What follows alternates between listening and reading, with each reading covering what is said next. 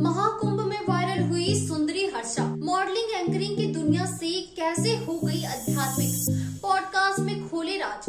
महाकुंभ में वायरल सुंदरी और सबसे खूबसूरत साध्वी के नाम से मशहूर हो गई हर्षा रिछारिया की आजकल सबसे ज्यादा चर्चा हो रही है। महाकुंभ से अगर किसी का सबसे ज्यादा वीडियो सामने आया है तो वह हर्षा रिछारिया ही है। लोग हर्षा की बातों को सुन रहे हैं, उनकी मॉडलिंग एंकरिंग जैसी ग्लैमरस दुनिया से आध्यात्मिक दुनिया में आने की यात्रा को जानना चाह रहे हैं। हर्षा ने अपनी इसी यात्रा के कई राज एक पॉडकास्ट में खोले हैं। संगम तट पर निरंजनी अखाड़े के महामंडलेश्वर कैलाशगिरी के सानिध्य में रह रही हर्षा पेशवाई के दौरान दी एक इंटरव्यू के बाद ऐसी वायरल हुई कि अब उन्हें अपने कैमरे में कैद कर लेने की होड़ सी लगी रहती है। टीवी चैनल और सोशल मीडिया के बड़े बड़े धुरंधर उनसे बात करना चाह रहे हैं, उनका वीडियो बनाना चाह रहे हैं। हालांकि अब वह एक बात बार बार कहती है कि वह अभी साध्वी नहीं बनी है। यूस्कोप के पॉडकास्ट में शगुन त्यागी से बातचीत में हर्षा ने कहा कि मुझे बहुत पहले से किसी गुरु की तलाश थी। मेरे मन में पता नहीं क्यों बार बार यह बातें आती थी कि मुझे किसी गुरु से दीक्षा लेनी चाहिए। जब मैं गुरुदेव से पहली बार मिली, उनसे बात की तो लग गया कि आपसे ही गुरु दीक्षा चाहिए। उनसे मिलने के बाद एक ही बात कही कि मुझे गुरु दीक्षा चाहिए। लेकिन असल में कोई चाहे कि हम किसी को अपना गुरु बना ले तो ऐसा होता नहीं है। हमारे संत महात्माओं ने भी कहा है और पुराणों में भी कहा गया है कि हम इस लायक नहीं हो सकते कि हम अपना गुरु बनाएं। गुरु ही यह तय करते हैं कि हम उनका शिष्य बन सकते हैं या नहीं। गुरु दीक्षा की इच्छा जताने पर गुरुजी ने भी मुझसे कहा कि बताते हैं। उनसे ऐसा कहने के बाद मैंने शायद गुरुजी से दीक्षा पाने की उम्मीद खो दी थी। फिर एक दिन उनका कॉल आया। गुरु दीक्षा के लिए दिन, तारीख और समय तय हुआ। उन्होंने मुझे गुरु दीक्षा दी और मैं उनके सानिध्य में आ गई। हर्षा ने कहा कि मैं पहले से ही मेडिटेशन और साधना कर रही थी।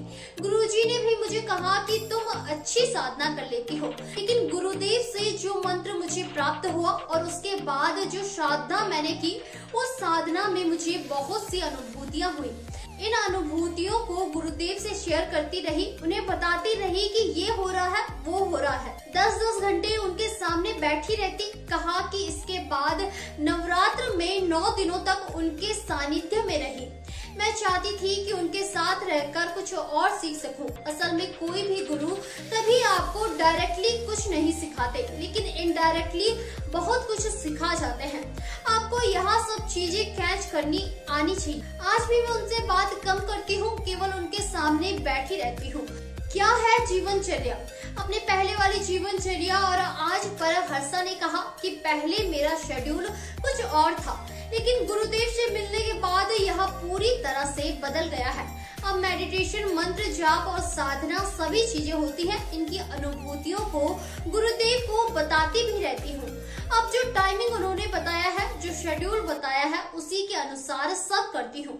उन्होंने बताया है कि क्या करना है, क्या नहीं करना है। अब उनकी बताई चीजों के अनुसार ही कार्यों को करती हूँ। कहा कि उत्तराखंड में अकेले ही रहती हूँ, इसलिए अपनी चीजों को अच्छे से मैनेज करती जाती हूँ।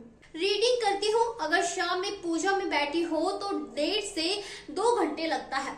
कभी कभी मिडनाइट साधना, जाप और मेडिटेशन होता है। हर चीज को गुरुदेव के अनुसार ही करती हूँ। हर्षा अब तक 10 बार केदारनाथ और 4 बार बद्रीनाथ के दर्शन कर चुकी है। बार बार यहाँ जाने के पीछे के राज पर हर्षा ने बताया कि साधु, संत, अघोरी, इन लोगों से मिलना मुझे पसंद है। हमारे मन में बहुत से सवाल होते हैं, मैं इन सवालों का जवाब खोजती रहती हूँ। साधु संतों, गुरुदेव से पूछती रहती हूँ जो नहीं पूछती, लेकिन गुरुजी जब उन चीजों के बारे में बताते हैं तो ध्यान से सुनती रहती हूँ। मैं चीजों को सीखना चाहती हूँ, मुझे सुनना ज्यादा पसंद है।